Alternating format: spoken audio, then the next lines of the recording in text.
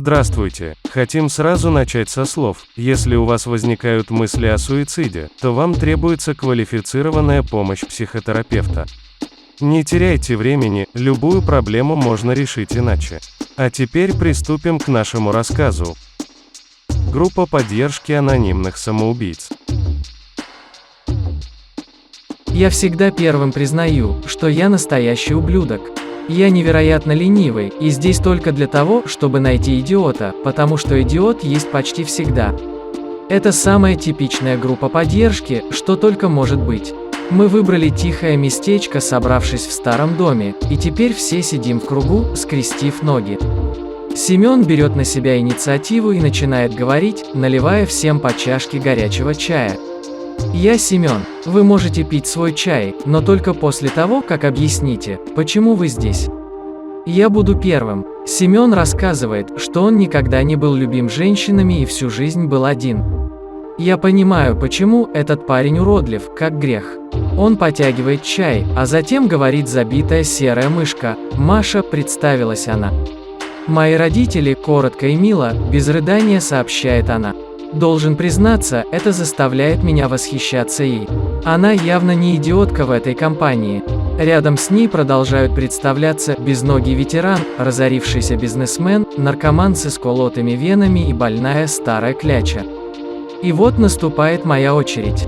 Я дебил, и меня все ненавидят. У меня никогда не было друзей, а в школе надо мной только и делали, что насмехались. Я делаю громкий, раздражающий глоток чая.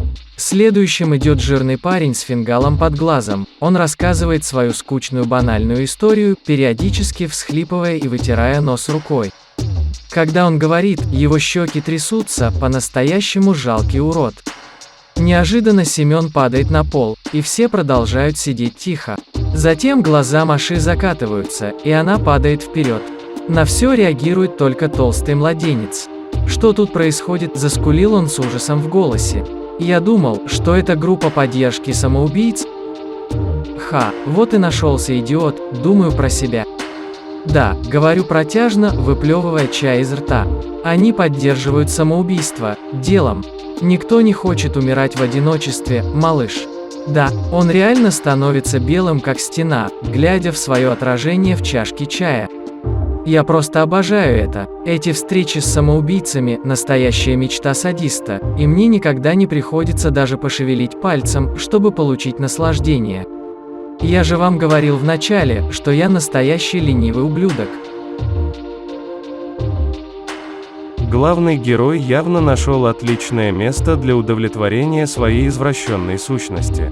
Подписывайтесь на канал, ставьте лайки и оставляйте комментарии. При вашей поддержке мы сможем выпускать рассказы ежедневно, а может и чаще. До новых встреч!